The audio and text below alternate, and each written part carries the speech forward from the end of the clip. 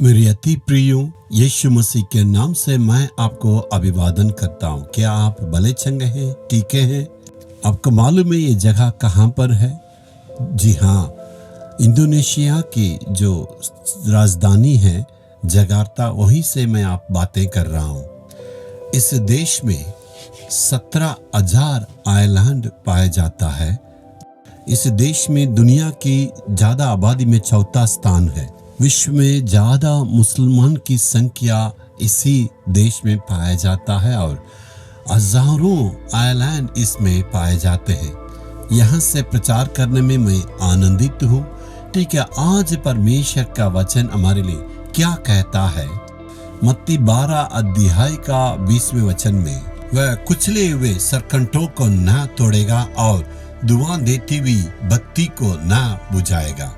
प्रभु का स्वभाव पर ध्यान दीजिएगा। कुचले हुए सरकंठों को वो खत्म नहीं करता है, उसको सीधा करने वाला है। धुआं देती हुई बत्ती को बुझाने वाला परमेश्वर नहीं, उसको ठीक करके फिर से जलाने के लायक बनाने वाला है। कभी कभी हम अपने आत्मिक जीवन में ठंडे हो जाते हैं, प्रार्थना का जीवन कम हो जाते हैं और प्रार्थना और बाइबल पढ़ने के जीवन में खत्म हो जाते हैं। हमेशा मन में निराश है, प्रार्थना करके कोई फायदा नहीं है और प्रभु की आत्मिकता पर ध्यान नहीं देते हैं, उस आत्मिकता में आगे बढ़ नहीं पाते, पूरा ठंडा हो जाता है ना।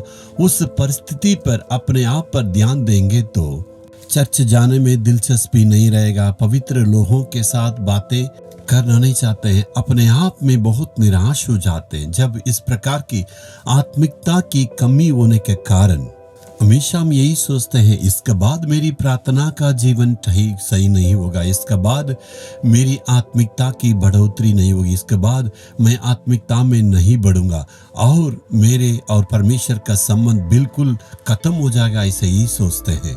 लेकिन परमेश्वर कभी भी ऐसे नहीं छोड़ेगा। हमारा दिया जो बुझने वाला है, उस बत्ती को सही करके और तेल लगाकर उसमें ज्योति लाने वाले हैं। परमेश्वर कभी भी ऐसे छोड़ने वाला नहीं है। तुम प्रार्थना नहीं करते हो, चर्च में नहीं आते हो, आत्मिकता पर ध्यान नहीं देते हो, इस प्रकार कहने वाला नहीं है।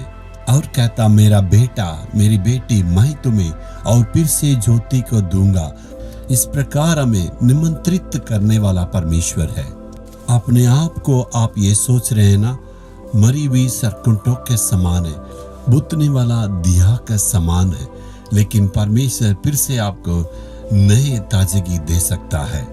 बाइबल में बहुतों की जीवन में परमेश्वर ऐसा ही किया है। मेरे जीवन में भी प्रभु ने ऐसे ही किया। जब हम निराश हो जाते हैं, सेवा कैसे उब जाते हैं, नहीं करेंगे कैसे, छोड़ने के वक्त में परमेश्वर हमें कभी भी नहीं छोड़ता, फिर से हमें थामता है, फिर से अपने ज्योति को दिया है, फिर से हमें खड़ा किया है, अभी तक सेवा में रखा है। आपका जीवन में भी आप ये सोच रहे, मेरा जिंदगी खत्म हो गई है, मेरी आत्मिकता खत्म हो गई, लेकिन ऐसा नहीं है। फिर से आपके जीवन में वही ताकत को देना चाहता है। इसलिए कहता, मेरा बेटा मेरी बेटी, उठ जाओ। जो दिया बुझने वाले उसमें मसाले डाल के, फिर से तेल डाल के उस ज्योति को मैं दूंगा। परमेश्वर जरूर करेंगे। बुझने वाला उस दिया को देखेगा, फिर से उसको नए बत्ती डाल के उसमें नया तेल को डाल के जैसे जलाते हैं, वैसे ही परमेश्वर करने वाले हैं। प्रभु कहता है, मेरा बेटा बेटी, तुम्हें चिंता नहीं करना है, फिर से उस ज्योति को मैं तुम्हें दूंगा। परमेश्वर से कहेंगे, ये परमेश्वर बुझने वाला दिया के समान हो, उस सरकंठों के समान हो प्रभु, फिर से तू अपनी ताकत से भरना है, फिर से तू अपनी ज्योति को देना है। मैं अपने आप को अर्पण करता हूँ, यीशु के नाम से मांगता हूँ, आमीन आमीन।